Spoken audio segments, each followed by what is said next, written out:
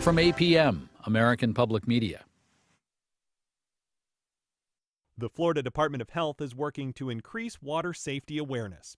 Drownings are a leading cause of unintentional death of children ages 1 to 4. Water safety is everyone's responsibility. Learn more at watersmartfl.com. The North Florida TPO is committed to shaping our transportation future. We're focused on planning, funding, clean fuels, and new technologies for a vibrant, connected community. Learn more at northfloridatpo.com.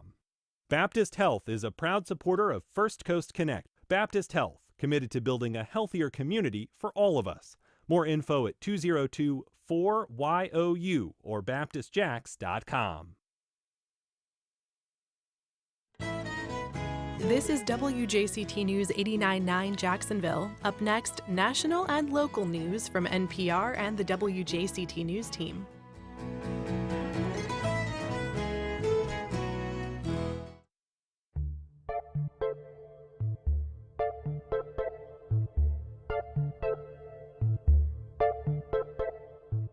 Good morning, I'm Ann Schindler. On today's First Coast Connect, our summertime book club. We talk to local bookstore owners, authors, and bibliophiles about everything from the best beach books to rainy day must-reads. Then, another community takes it to the bridge for a DIY lighting ceremony. We'll tell you about the plan to celebrate Juneteenth and how you can get involved. And Nassau County celebrates its inaugural Make Music Day, and you're invited to grab an instrument and join the party. You can also join our conversation today. Give us a call at 904-549-2937 or email us at firstcoastconnect@wjct.org. It's all ahead after the news.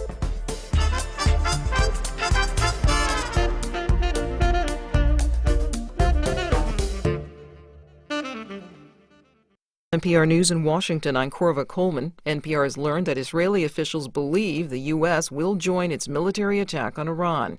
Israel and Iran have fired missiles and drones at each other for 6 days. President Trump has said Iran's supreme leader would be a, quote, easy target.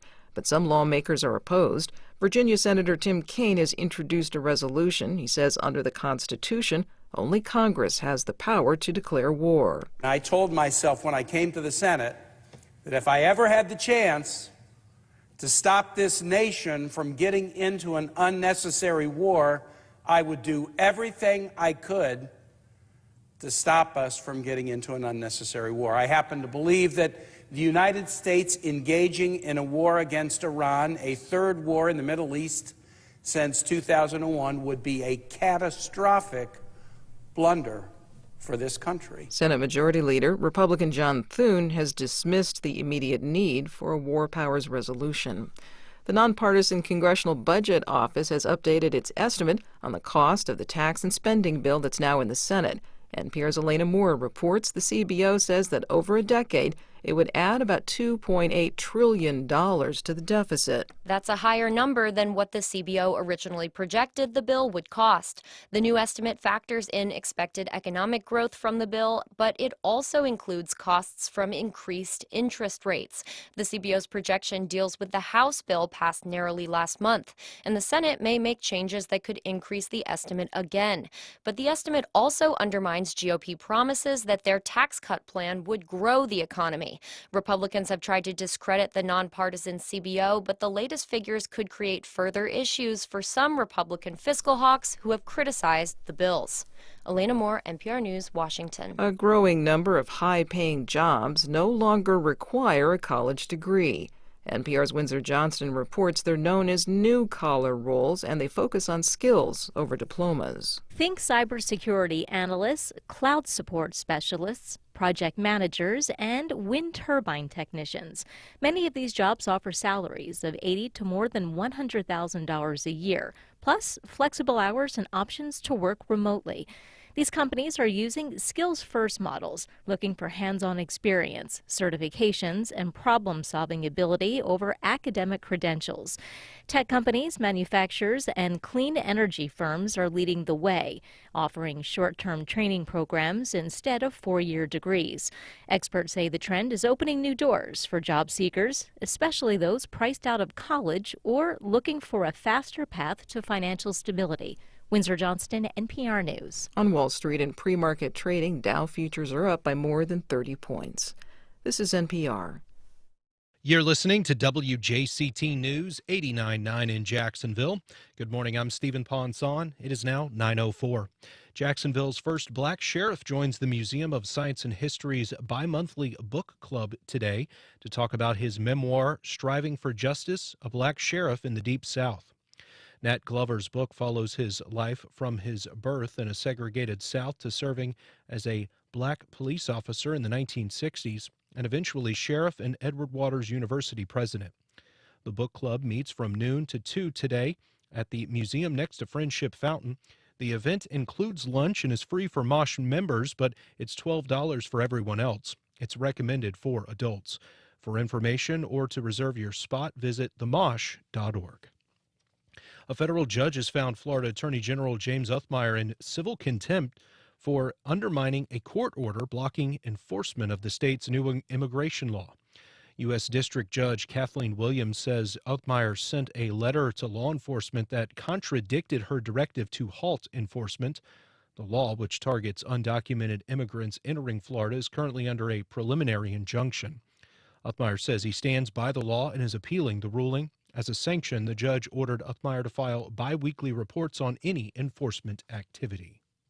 It'll be hot this afternoon here in Jacksonville and Northeast Florida. Highs will reach the low to mid-90s. It'll feel as if it's in the triple digits. Scattered showers expected to develop inland later on this afternoon. Overnight lows will drop down into the low to mid-70s. Support for NPR comes from NPR stations. Other contributors include the Lemelson Foundation, working to harness the power of invention and innovation to accelerate climate action and improve lives around the world. Learn more at lemelson.org. This is NPR.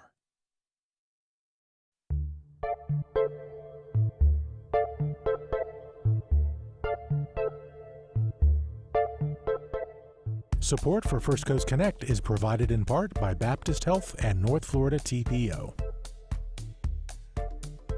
Good morning. I'm Ann Schindler, and this is First Coast Connect. Today, it's a good time of year to chill out with a great book, and we're here with expert recommendations for your summertime reading. Later in the program, the community takes Juneteenth bridge lighting into its own hands, literally, and Nassau County celebrates the power of making music. But first, if you're looking for a good book or 20, we've got your recommendations. Here to discuss some of their favorite titles are four experts in the field. Rona Brinlee, owner of the BookMark in Neptune Beach. Good morning, Rona. Good morning. Thanks for having me. Angie Nixon, state representative and owner of the Cafe Resistance Bookstore on Soutel Drive. Good morning, Angie. Hey, y'all. Thanks for having me. Donna Kaufman, owner of Story and Song Center for Arts and Culture in Fernandina Beach. Welcome back, Donna. Good morning, Ann.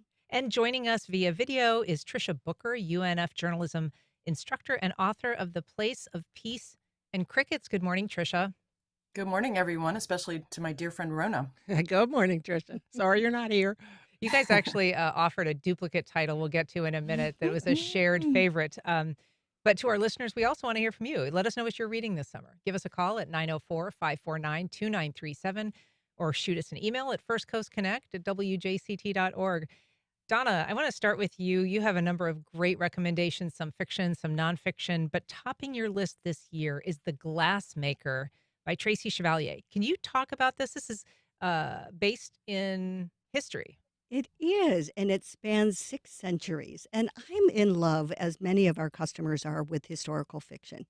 And not only is this a great book in terms of the storyline, and it's about the glass-making tradition in Murano, which is a little island off of Venice. So if you've traveled there, or if you've always wanted to, for the price of a paperback this summer, you can travel to a little village where there were dynasties, glass-blowing dynasties. Wow. And this particular story of Tracy Chevalier, who we love for her beautiful book, Girl with the Pearl Earring. So she's back this time, and this is a story of one of the father of one of the dynasties dies. And of all of the people in the family, it's the eldest daughter who actually has a knack for the glass blowing, and she has a business sense too. So we get to follow her life in through the Renaissance period through the family to contemporary times. So it's a fascinating story. It's beautiful. There's love, there's glass, there's family dynamic, and of course, the history of what happens in the role of women through time. So you say that she's the girl with the pearl earring, which was a big bestseller and a critically acclaimed book a number of years ago. Another book that's on your list is by an author whose name will be familiar to a lot of people um, because of a book that she wrote called American Dirt. And it was a very controversial novel, also very popular. Can you tell us what the new book is and remind us what that kind of what that controversy was surrounding the author's Yeah. last book? It really did kick up a big storm in the book industry and beyond. The new book by Janine Cummings is Speak to Me of Home. And it is set both in Puerto Rico and in the United States, St. Louis specifically. So there's a love story of 3 decades ago or 3 generations ago, and it's a mixed marriage. And it is not accepted by the family in St. Louis. So the couple has some children in Puerto Rico, and then they uproot everybody and relocate them to the Midwest. And it is the story of this woman, Rafaela, who is never accepted there. She's isolated because everywhere she goes, the cold shoulder is turned to her. Mm. So she's raising her kids. She's trying to be a good wife. She's trying to fit in. And so we have her daughter, Ruth, who sees all of this and wants none of Puerto Rican culture. So she goes in the opposite direction, which is pretty similar of other immigrant stories. The next generation just wants to be totally American. Well, when Daisy comes along, who is Ruth's daughter, she wants to go back and learn about the family in Puerto Rico. So it's another immigrant story. American Dirt, if you recall, was about a border crossing, and a dangerous border crossing for a woman and her son who were fleeing persecution. Her husband, a journalist, had been murdered, as had most of her family during a family gathering. And so she's on the run, and she's fighting for her life. And that story, I mean, it's interesting that this new book, Speak to Me of Home, deals with a family from Puerto Rico, because Janine Cummings does have some family from Puerto Rico. But the controversy surrounding American Dirt was that she was basically writing about a culture that she didn't have any direct connection to. And many people found some of the ways that she was describing the characters in the book as in perhaps not in the terms that people would prefer, or some way she was sort of accused of culturally appropriating, sort of this flight to freedom. Right. And so in the book industry, I think a lot of us who are either in publishing or in book selling spoke up and said, it's fiction. This is made up stuff, and she was no different than other novelists who put themselves, like, remember, Memoirs of a Geisha, written by it was a huge issue. This is a man writing about Japanese culture from a female perspective. So here we go to Janine Cummings, and she's writing this story. She's awakening us to the trials and the real issues of border crossing. And because of the culture, she wasn't of that culture, she got criticized. And the wonderful outcome, I think, of this controversy was that was a tipping point in the book industry.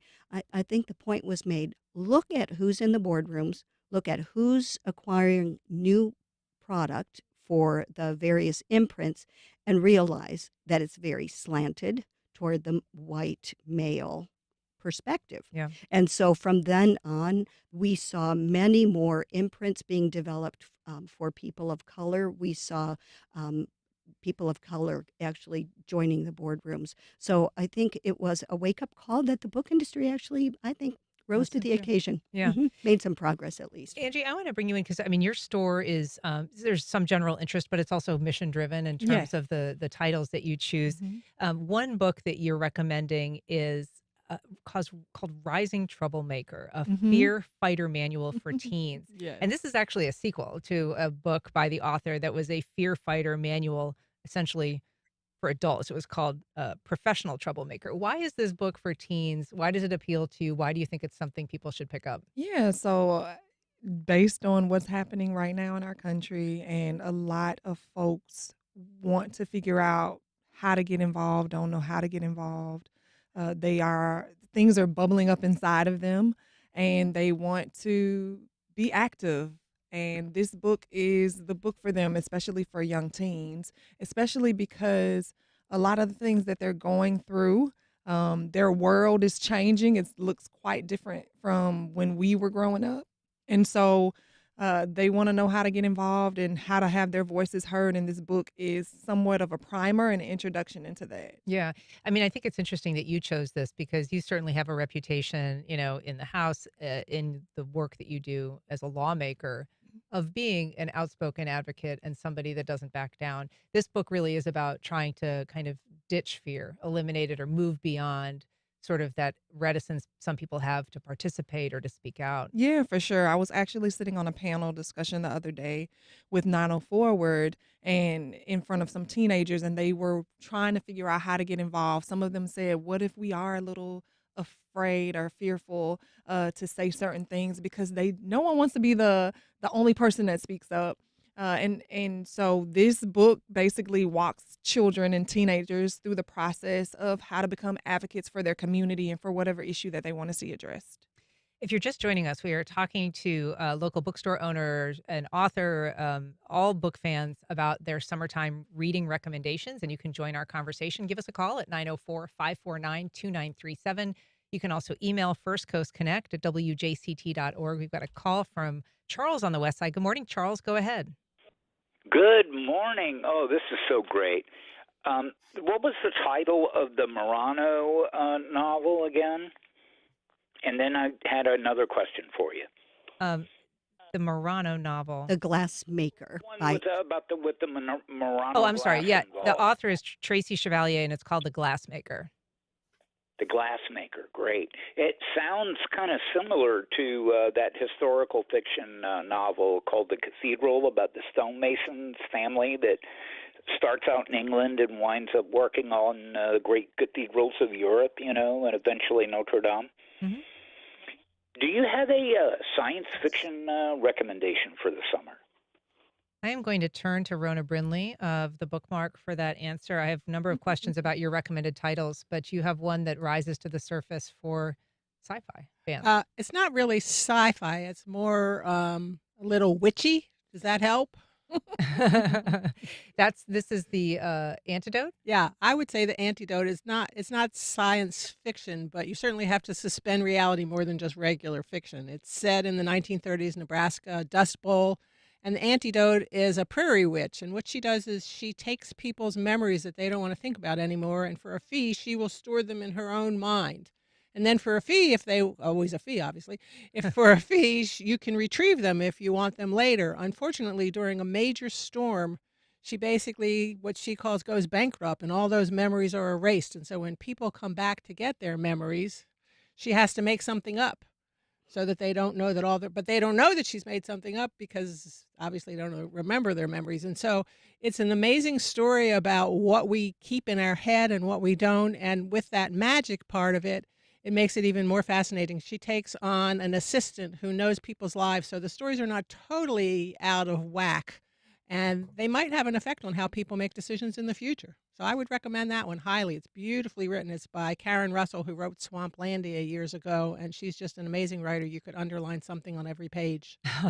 Tricia, I want to bring you into the conversation because that also was one of your recommendations. And as Rona says, I mean, I know that you loved Swamplandia. This is a really evocative story, though, that really, I think, helps people have a better understanding of just the nightmare of the Dust Bowl era and kind of how oppressive life was in Nebraska, and not just Nebraska, but, the other places that were part of that enormity of ecological destruction. What is it that most appealed to you about this story? Well, I've been waiting and waiting for her to come out with something that would follow up Swamplandia. That is just firmly ensconced in my brain as one of my favorite books. But one of the things that is really immersed me into the story is how the effects of climate change, literally a change in climate, can uproot everyone's lives. I mean, everyone is affected by these unexpected turns that Mother Nature takes. So I think there are definitely some real life parallels between what happened, 100 years ago and what's happening today. But the way the other thing that is really stunning to me is how she tells the story in different voices, and each voice is so entirely different and so compelling that really makes you you're drawn to the characters, and when one character's chapter ends, you can't wait to get back to it to see where they're going with it. Another book that is on your list, Tricia, is called The Wedding People. And that sounds like a really kind of a perfect beach read. I think the New York Times selected it as one of their recommendations as well, if you're looking for something kind of juicy by the pool. Tell us a little bit about that. I really loved this book, and it's not the type of book I would normally pick up, but my 23-year-old daughter asked me to read it so we could talk about it. It's coming out in paperback this summer, actually. So it's about this young woman, and she's happily married, and one day her husband leaves her, and kind of in a trance, she just goes to a hotel one day where she had always wanted to go with her husband, for her former husband, and it's a grand hotel in Newport, Rhode Island, and there's a wedding happening there. And she accidentally kind of gets absorbed into the wedding. So everybody thinks she's part of the wedding party. And some of the main characters in the wedding party kind of assume that she's with them and begin to confide in her. So I've never had so many parts in a book where I'm laughing and crying at the same time, because it's definitely makes you think a lot about friendship, but also about grief and about the definition of happiness, and where you want to go with your future, how you make decisions on where you're going to go with your life. But it's just a very funny book, the way she just throws caution to the wind, and everyone makes assumptions about her, and she doesn't correct them. She's like, yeah, okay, I'm part of the wedding party. Let's see where this takes me. That's fun. It's a really fun book. Rona, one book that you have on your list that is also, I think, kind of an emotional book is The Correspondent by Virginia Evans. This is one that was blurbed by Ann Patchett, so, pretty much gets the green light in my book. But tell us a little bit about it. This is a debut novel, is that right? Yeah, and I always say, who doesn't want to read other people's mail? So this is what they call an epistolary novel. It's a book told only in letters. And so these are letters that this woman writes. She has trouble relating to people in person, obviously, and so she does better writing letters. She writes letters to friends, and she writes letters to authors. She'll write a letter to Larry McMurtry and talk about his latest book, and I can relate to that. I like writing letters to author, and they like getting them, I should tell people. And she writes letters to her local university because they won't let her audit a course. And so all these letters are in there, and then there's some letters that we don't know who they're really to, and they don't get sent. But the amazing thing is that you can tell a person's whole life story in the letters that they write. It's kind of going to be a lost art. I'm not sure that you can do that with an email or a text. We tend to get a little short with an email or a text. But this is a woman that you can tell her entire life story from the letters she writes, and you get very emotionally drawn into her decisions and her isolation, and yet her connections that she follows through on. And she's older when she's, the story is around a woman who's about in her 70s. Watch it. Women in their 70s, watch it. I'm there, come on. But what I thought was really interesting is that the author of this book, who probably is in her mid 40s or something, she's written other novels, but this is her first published novel, and she has. So, she's got this successful, it's being very widely acclaimed, but it really is kind of a first, offering. Yeah, and it's a gutsy first offering to do something in letters, which is so unusual. There have been some in the past, but this is somewhat unusual. And when you say she's in her 40s, I'm thinking back to what Donna said and American Dirt, that was an important book because it raised important issues, but this is the same question. She's 40. Doesn't mean she can't talk about women in their 70s. People don't have to commit murders to write a mystery. I mean, it gets a little silly, helps, these notions. but, yeah, it helps. I mean, then you'll know all the details and hopefully know how not to get caught. But the notion that, you can't write about something, women have been writing in men's voices for all eternity, and for men to write in women's voices shouldn't be such a shocking moment. Yeah. Angie, I want to ask you about a children's book that is on your list called Allie Baby Can. Well, it's part of a series called Allie Baby Can, and there's a book that she did. Allie Baby can be an eco-activist, can be a feminist, but this one is Allie Baby can be anti-racist. Tell us a little bit about this title, why you like it. Again, as I stated earlier, there's a lot going on right now. We're dealing with some critical divides here in our country, in our state, in our city. And now I feel strongly that the time to talk about racism is when our children are very small. so that we can avoid racism, we can avoid the disconnect, and really try to address it head on. As I have a baby in my lap right now. Yep. But and it talks to them in it's actually for toddlers, and it talks to them about race and what it means, and so that we can basically tear down those walls, and they don't have to be fearful about someone that doesn't look like them. Yeah.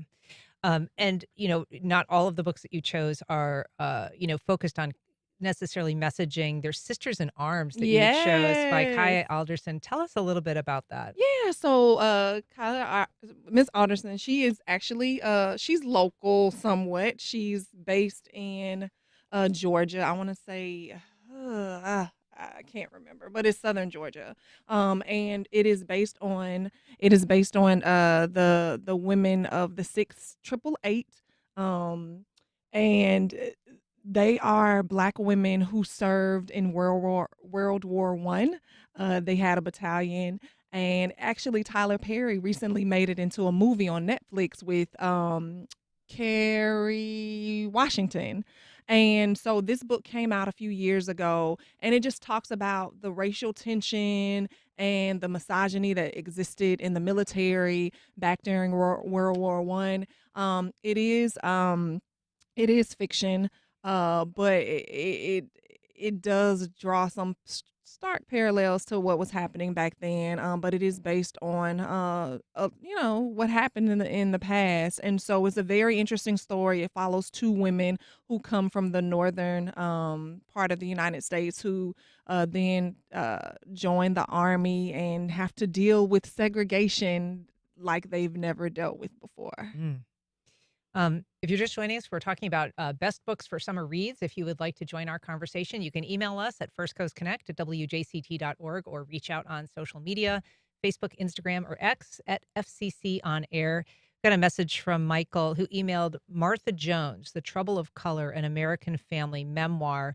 And he includes a little description from Kirkus Review that says, eloquent, candid, and meticulously researched, this book will appeal to both lovers of family memoir and scholars of Black history. A deftly woven, multi-generational tapestry that celebrates the complexity of African-American history and identity. I want to ask you a little bit about a kind of war-related book that you chose, Rona, which is I'm coming to the title of it, I'm sorry. The Jackal's Mistress. I was going to say Civil War, yes. Yeah. This is Chris Bajalian, and speaking of, men writing in women's voices, he wrote The Midwives, which was a huge hit, and people were upset that it was a man writing that. But Jackal's Mistress is set during the Civil War, and it's a fascinating story about a Yankee soldier who is severely injured, loses a leg, and he gets taken in by a Confederate woman who husband is missing and is hoping if something is wrong with him, somebody will take care of him. So she takes this man in, and she takes good care of him at the risk of her life and the lives of everyone who's living with her, a niece and some people, some Black freed slaves that are on her property. And she does that, and you keep thinking that the whole time, because of the title, that she's going to have an affair with him because it's the Jackal's Mistress. So that sort of compels you along till the end, and I won't tell you whether she does or she does not. But it raises those interesting questions like Angie talked about. This is a time of great divide in our country, and certainly the Civil War was a time of great divide, and where we find that humanity. And she found that humanity, and this is a human being who, needs help and needs taking care of, like she hopes someone is taking care of her husband. And he does a great job with historical fiction, Chris Bajalian. You recommended some nonfiction books, Donna, that I'd like to get to. One by Craig Pittman, who is known to people who've lived in Florida for a time. He has done kind of serialized reporting on weird Florida and wild Florida and kind of all the strange. He was a former Tampa Bay Times reporter for a long, long time and a columnist.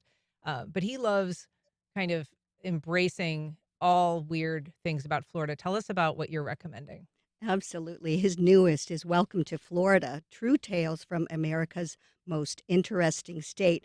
He was at Story and Song last Friday for a literary luncheon, and we loved hosting him for a second time. He's so delightful. He's so funny. He's so real. And so he tells about his friends who like grab their heads every time they hear like this really crazy story of somebody doing something incredibly foolish, and they think, oh my God, there's a Florida angle in there somewhere. Where is it? So Craig tells stories in his book, as he did with our readers on Friday. Some are factual. I mean, he tells real stories because of his reporting background. Mm-hmm. He opens us up to some of the things that happen along the state and continue, especially with development. Mm. So here we have this. Because he did environmental reporting for years, too. He wasn't just a kind of whimsical writer. Yeah. And he's very committed to that. It's clear that he's got the best of nature in Florida at heart. And yet we have story after story, incident after incident, where things come up to the local towns and municipalities. And guess what? Developers win most often. And so that sounds like a really depressing book, but he's got plenty of stories of, how could a manatee actually become a person and have voting rights in a city, and just some things that are very endearing, because for as many developers that we have groups of citizens who are engaged and who fight for the best of Florida. So Craig Pittman's Welcome to Florida is a collection. So what's great about that, you can take it to the beach, you can read a section of it, put it down, come back to it, put it on the coffee table, and guests can pick it up. And Craig is definitely going to entertain you. I want to take a call from Keith in Riverside. Good morning, Keith. Go ahead. Good morning, and I'd like to recommend a book, a little bit of self-promotion. I wrote a book in 2024 called Black Officer, White Navy. It was a revision of a self-published memoir I did in 2017. If you want to understand why the diversity issues exist in the military, DEI initiatives, affirmative action, et cetera, that book will give you a tour of a black sailor's journey from 1975 Florida to Mayport, Florida, Jacksonville, Florida in 1997 when I retired. It covers a lot of ground, and in keeping with the military theme, there's a lot of people in this area that served in the military that have no idea what family members or relatives might have gone through, and this really lays it out. I want to make a correction. The 6888, that was in World War II. The first black naval officer was commissioned in 1917. His name is Garrison Payne. I wrote an article about him. And the first Army officers were trained at Fort Des Moines, Iowa in 1917 as well. They just did a commemorative marker at Fort Des Moines. But if you want to know about what it's like to serve as a minority in the military, Black Officer, White Navy is a great book. I've been trying to get my local library to pick it up, but so far I've been unsuccessful. Keith, all right, thank you. Keith, what's your last name? Yes. Just if people are looking it up. Reuben Keith Green. All right. But if you just Google Black Officer, White Navy, it'll pop right up. Great. And Thanks. Lieutenant Garrison Payne will give you some good info, too. Thanks so much for calling. Appreciate it. I would definitely love to carry your book, Keith. And so my apologies. I thought I said World War II. Kind of wrangling a baby in here. So. But yeah, definitely would love to be interested in carrying his book and maybe even have an author's chat. All right. Well, I guess you can reach out to Angie Nixon, Keith. Thanks for calling. We also have a call from Claire in Atlantic Beach. Good morning, Claire. Go ahead. Good morning. How are you? Oh, we're terrific. Go ahead. You've got a book recommendation? I do. It's called The Unexpected Escape of Uriah Heep. And first of all, I really wanted to call in because I just appreciate the show in general and talking about books in particular. We have a lot of grim stuff happening out there, no matter which side you're on. And I think it's lovely to have some escape into something that we can appreciate with less feeling of being fraught. So thank you so much. Thank you, Claire. Sure. The Unexpected Escape of Uriah Heep by H.G. Perry. I'm in love with this book right now. It's focuses on our two protagonists. One is a sort of an average good lawyer in New Zealand, and then there's his brother, who is an amazing genius, and his field of study is literature, especially the English Victorian literature.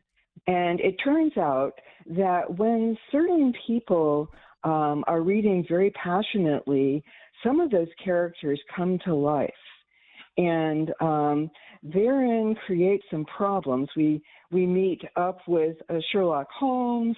We have we have people from Dickens, especially, of course, Uriah Heep. David Copperfield makes an appearance. Some characters from Lion, Witch, and the Wardrobe, etc. And it turns out that there is some kind of force of evil in the world, and our two heroes and some of the fictional characters must join up to defeat the forces of darkness. But it's done so beautifully with a lot of delight, reverence, and snarkiness about the literary world, literary criticism, literary analysis, and then what would these people be like if they had freedom to act in the world? Very fascinating. Claire, that sounds like a great recommendation. Thank you for your call and for sharing that. We also have a call from Karen in McClenny. Good morning, Karen. Go ahead. Good morning. I'd like to recommend the series Thursday Murder Club by Richard Osman, Osman. It's about a group of people in a retiree community who solve murders, and it's just a great book. Yeah, I think Karen, my mom's reading that right now, and I think a number of her friends have enjoyed it too. So, is that a book that you've heard about as well? You were nodding, Rona. Oh yeah, it's a bestseller. Series? So it's great to have a series. It's like buying a charm bracelet. You know what to get next, so you just wait for the next one to come out. Right. One book that you recommended, Donna, was The Emperor of Gladness by Ocean Vuong. Ocean Vuong is he's an interesting guy. I saw him in February at a conference in Denver of booksellers, and he had all 800 of us totally captivated by his gentle being. And so this is a book where, and his writing in general, will sensitize us to a different culture. So some European booksellers say Americans are such narrow readers. They always need everything tied up nicely at the end. And I always challenge our book clubs to pick books that are open-ended or sometimes just open us up to humanity. Mm-hmm. So Ocean Vuong is American with a Vietnamese background. He was born in Vietnam. His mother took him to the library after school and said, Ocean, go in there and read everything. And so you get this guy, whose mother doesn't really understand it's not possible to read everything, but he opens up this world in The Emperor of Gladness, and I think it's somewhat autobiographical because the main character is 19-year-old Hai, and at the beginning of the book, he's ready to jump from the bridge. Mm. His mother she does nails at the nail salon, and he's been living a lie. He's been telling her he's in med school, and he isn't. He's working at the home market in food prep.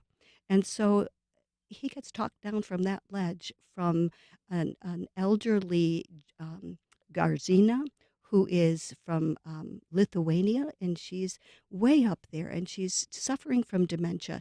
And the short of the story is, in the middle of this, that Hai becomes Grazina's caretaker. Oh, wow. And it's about that relationship. We have immigration from two very different generations.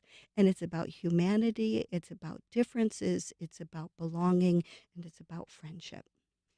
Tricia, I want to ask you not so much about a book, but I mean, while it's great to find a great read, really one of the precious things is sort of finding the time and space to read a book sometimes with all of our distractions and all of our lives.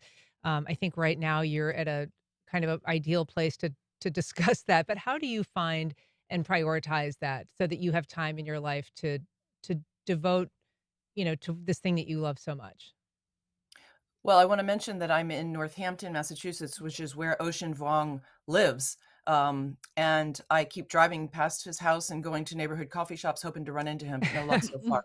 I certainly adored his first book, On Earth We're Briefly Gorgeous, and that was on my list too. I haven't read it yet, but I'm excited to. I think you have to prioritize reading in the way that you prioritize self-care. I mean, people, especially my students, say to me all the time, I don't have time to read.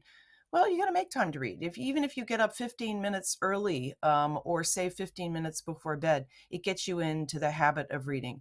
And I think once you get into the habit, you realize how much it adds to your life. I mean, it's how much more you think, how much more thoughtful you can be, how much more perspective you have on life. I mean, we were talking about people writing about things that they are perhaps not immediately identified with, like the Janine Cummins book. But she did her research on that. She knew what she was talking about when she was writing that stuff. And through fiction, I mean, certainly through nonfiction as well, but through fiction, you can learn so much about life and about current events. If current events bores you, read fiction, because you can learn just as much from it as you can by sometimes watching the news. But I think prioritizing reading is something that hopefully is coming back. I think during COVID, perhaps we all did a lot more reading than we had in the past. But once you establish it as a habit in your life, you won't want to give it up because it adds so much to it. Well, Tricia Booker is the author of The Place of Peace and Crickets, which is an amazing book. If you've not read it, it's definitely worth a read this summer. Tricia Booker, Rona Brinlee of the BookMark, Angie Nixon of Cafe Resistance, Donna Kaufman of Story and Song in Fernandina Beach. So happy to have this conversation with you. Thanks for sharing your best summer reads. Thank you. Thank you, Hope Angie. everybody finds the perfect read. All right. For sure. We would love for folks to come out and celebrate with us. Our first year anniversary on Saturday. Oh, Yay. congratulations. That's wonderful. Terrific. What time is that celebration? It's from 10 to 6 p.m. on Saturday at Cafe Resistance. All right. Located on Soutel Drive. Go have a smoothie and get a book. All right. Yeah. Thanks so much. Up next, Taking It to the Bridge. We'll tell you about a community bridge lighting to celebrate Juneteenth.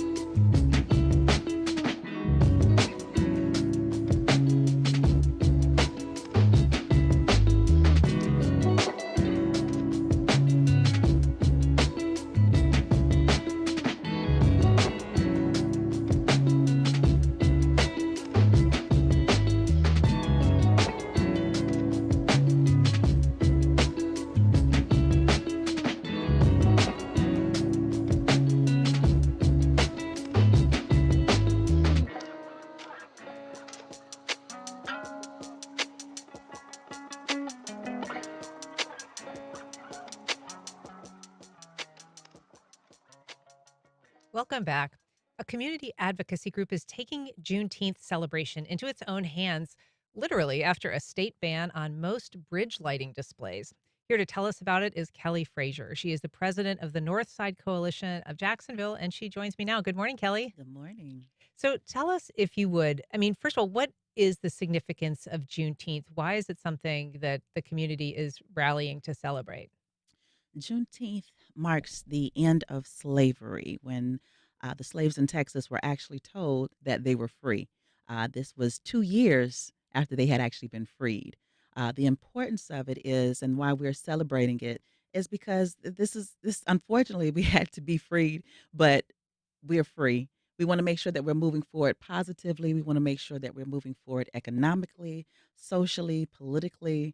And so this event that we're having is to make sure that we do all of that. We are lighting the bridge, we're celebrating, but we're bringing back the things that most important when it comes to Juneteenth, which is making sure that we're able to vote, that we have political power and economical power as well. And the significance of Juneteenth being this kind of like finally that message of the emancipation kind of reaching everybody, being fully inclusive of everybody in the country that was now then aware that, slavery was no more. Exactly. Yeah. And so previously, Juneteenth was celebrated here in Jacksonville with a lighting of the bridge, the lights in red and green, and then kind of no lighting for black. So they kind of light up as red, black, and green, the colors of the Juneteenth holiday. Um, but this year is an event that the community is actually going to do the lighting itself. It's no Correct. longer going to be a state sanctioned lighting. Can you sort of talk about what happened there?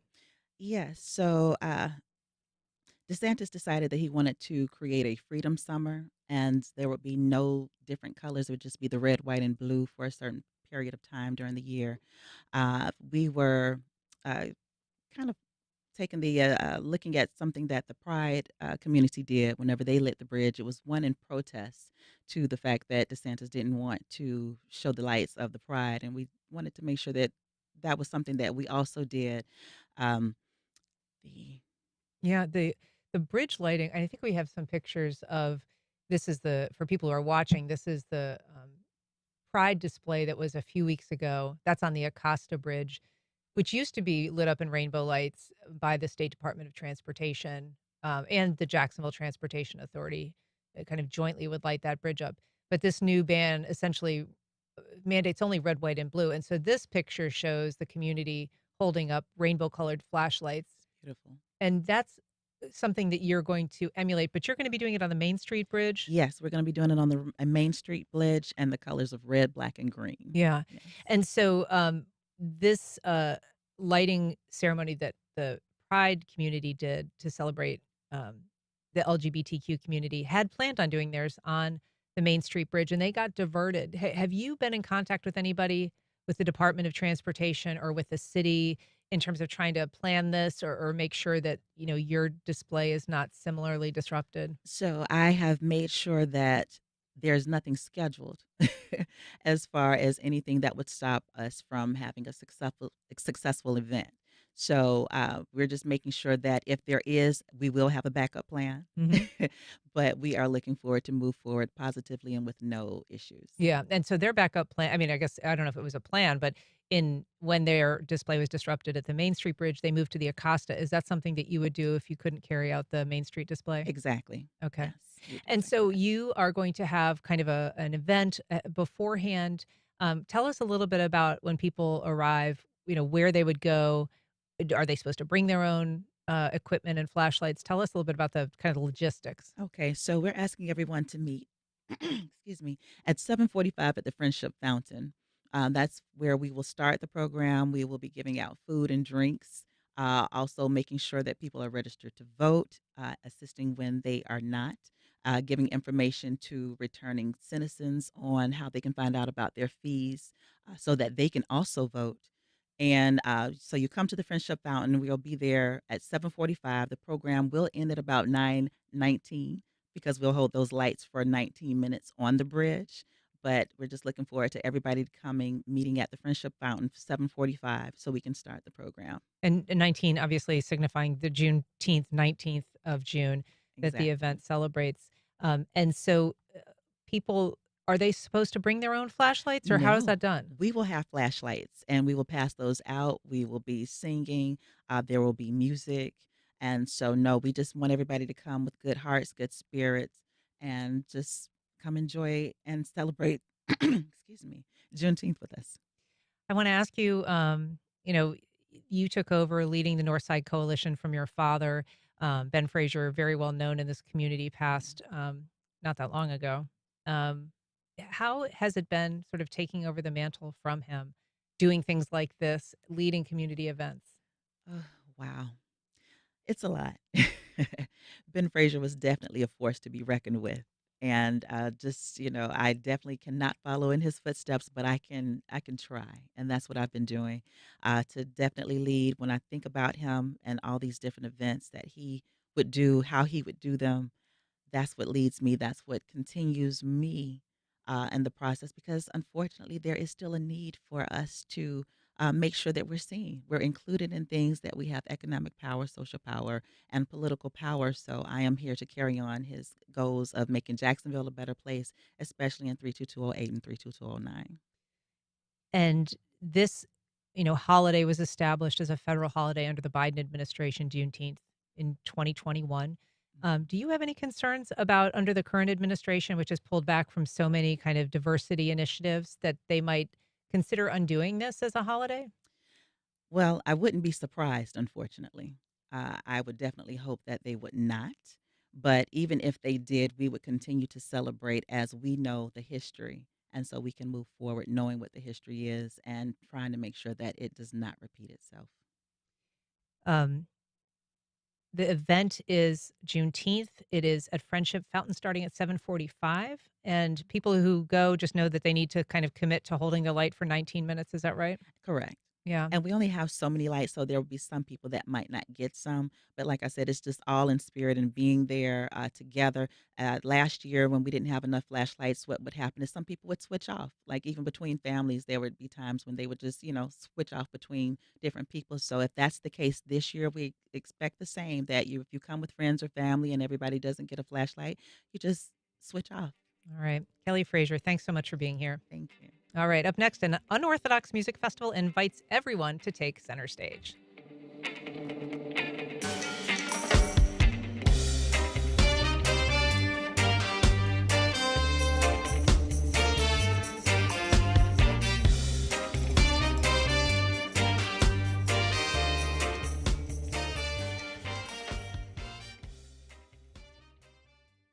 Museum of Science and History's new exhibition, Mosh Archives, the story of us and you, steps you into a treasure trove of memories, now through August 31st.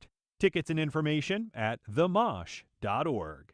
Visit Gainesville, Alachua County, just a short drive away, where visitors can enjoy fresh from the farm dining at local restaurants featuring seasonal ingredients. Gainesville's locally owned eateries offer dining rooted in community, along with rich, bold Florida flavors. More at visitgainesville.com.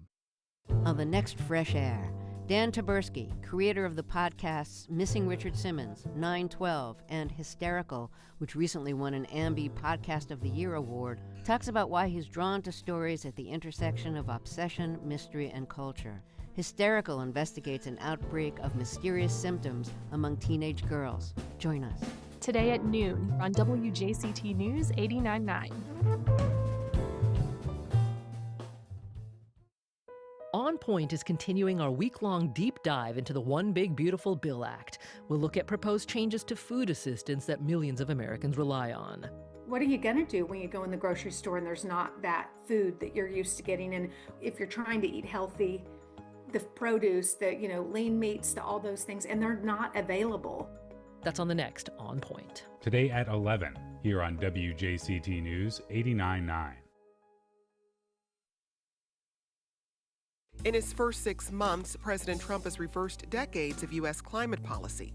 So far, he's again withdrawn the U.S. from the Paris Climate Agreement, rolled back regulations aimed at keeping our air and water clean, and cut staffing and spending on environmental agencies and programs, plus lots more. We explore the environmental policy updates you should know about and those you may have missed. Next time on 1A. Today, starting at 10 on WJCT News 89.9.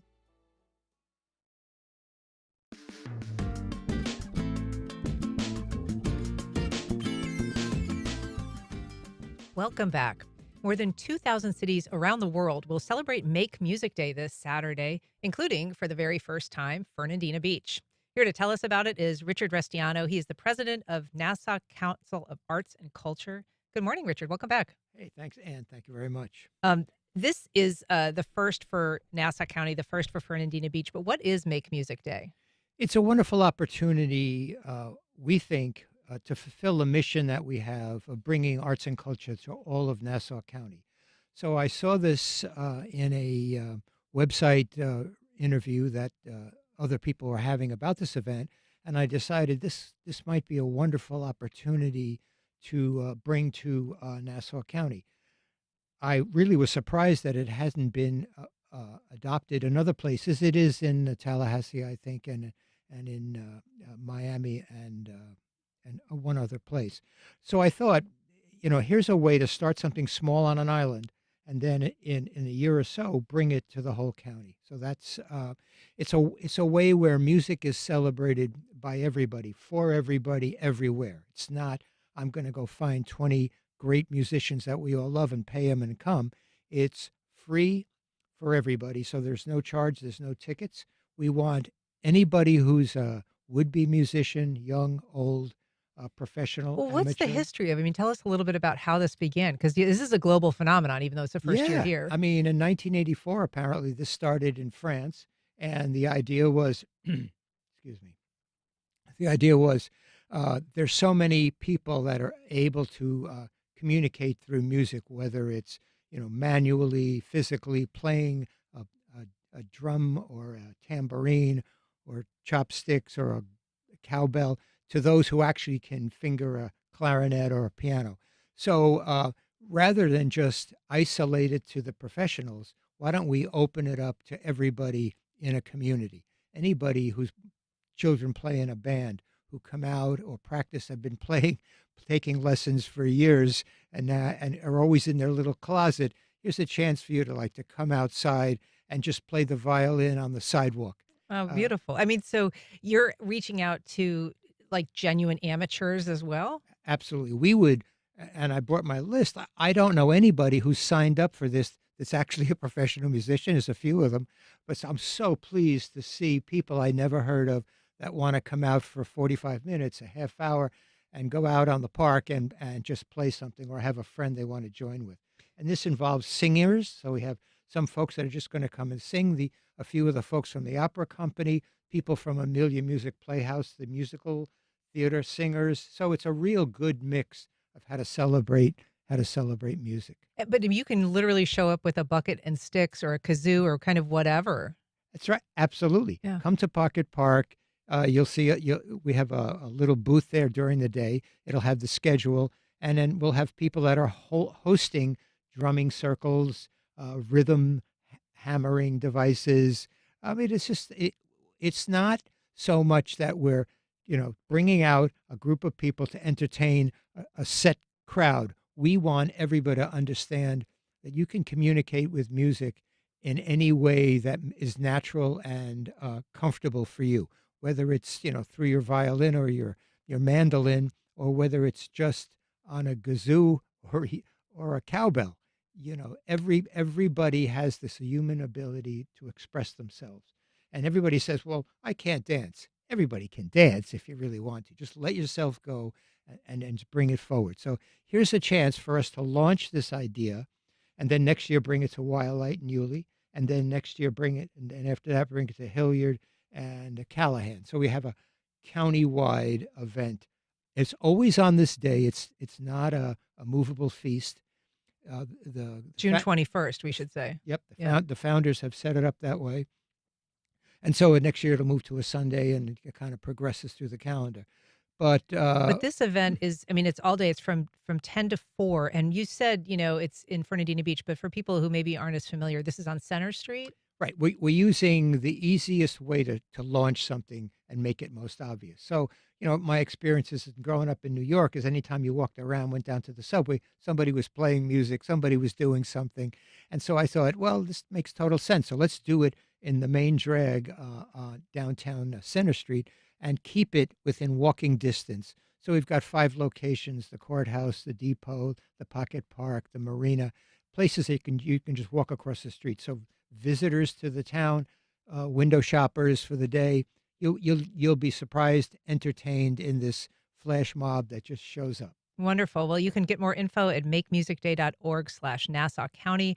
Richard Restiano, thanks so much for being here. My pleasure. Thank you. All right. And thank you for listening. If you have feedback or suggestions, you can send either to First Coast Connect at WJCT.org. And if you missed anything, you can catch our rebroadcast at 8 o'clock tonight, or find our entire archive on your favorite podcast platform or at WJCT.org. The executive producer of First Coast Connect is David Luckin. Our show's produced by Stacey Bennett and directed by Brady Coram. Our theme music is performed by Club de Belugas. We're off tomorrow in commemoration of the Juneteenth holiday, but join us next time when we discuss all the week's headlines on our Friday Week in Review. I'm Ann Schindler. You've been listening to First Coast Connect on WJCT News 89.9.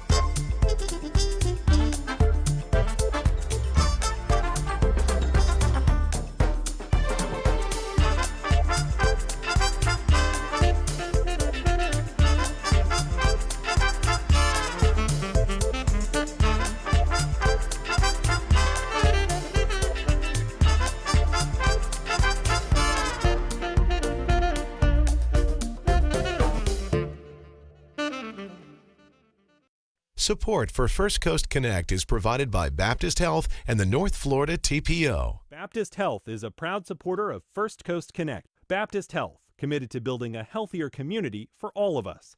More info at 202-4YOU or baptistjacks.com. The North Florida TPO is dedicated to transportation planning, funding, clean fuels, and new technologies for a vibrant, resilient, and connected region. More information available at northfloridatpo.com. Museum of Science and History's new exhibition, Mosh Archives, The Story of Us and You, steps you into a treasure trove of memories, now through August 31st. Tickets and information at themosh.org. This is WJCT News.